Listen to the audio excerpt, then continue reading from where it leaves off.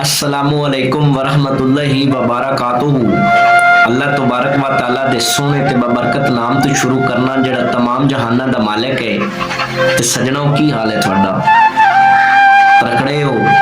मैं उम्मीद करना कि तुसा सारे ठीक ठाक हो सो ते अल्लाह तबारक व तआला थोड़े ते हज़ारा नेमतां ते बरकतां दा नज़ूल फरमाए। ते सोहने सजनों भी सुल्तान महमूद गजनवी दे दौर दे विच ना आप दे कोल एक बंदा एक चकोर लेके आया ते उस चकोर दा ना एक पैर कोई ना होवे, एक टंग कोई ना होवे।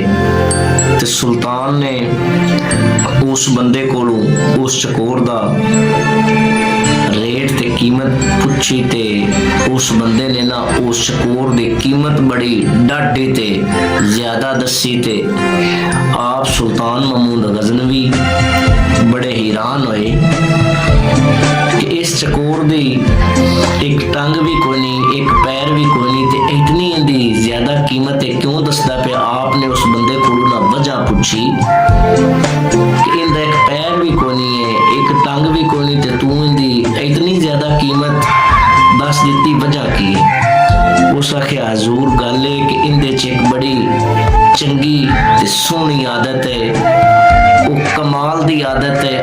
आदत तो इस तरह मैं दसना कि मैं जदों भी जंगल दे विच चकोरां दा शिकार वास्ते जाना ना ते मैं जाल सुटना ते जाल दे कोल इस चकोर नूं मैं बन देना ते बन के ना ये जिहड़ी चकोर है ना ये आवाज बड़ी अजीबो गरीब कढ़दी है ते मैं उनका मतलब यही समझना जदों ये आवाज कढ़दी है ना उस तो बाद चकोरां जड़ियां ने वो फौरन इन दे कोल आउणियां शुरू हो जांदियां ने ते जदों कोल आउणियां शुरू हो जांदियां ने उदों जाल दे विच फस जांदियां ने ते मैं उन्हां दा शिकार कर लेना। काफी चकोरां नूं ये कोल बुला के ना ते मैं उन्हां दा शिकार कर लेना। ये इंदी आदत बड़ी मैनूं चंगी लगदी, इंदे च ये बड़ा कमाल है।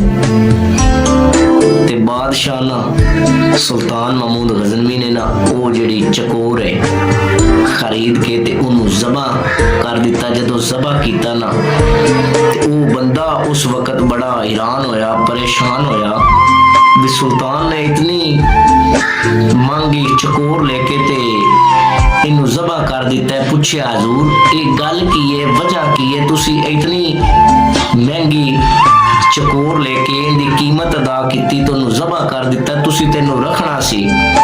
सुल्तान महमूद गजनवी ने बड़ा सोहना ते बड़े अच्छे वो जुमले ते अल्फाज बोले। आपने फरमाया कि जेड़े दूसरियां दी दलाली वास्ते ना अपने दे नाल गरदारी करे उनका यही इंजाम होना चंगा, उनके वास्ते यही सदा चंगी होंदी है। ते मेरे बेलियो ते सजनों मैं उम्मीद करना कि थानू इस मेरी गल दी समझ आ गई होसी ते अल्लाह ताला थोड़े ते हज़ारा नेमतां ते बरकतां दा नज़ूल फरमाए। रब दे हवाले।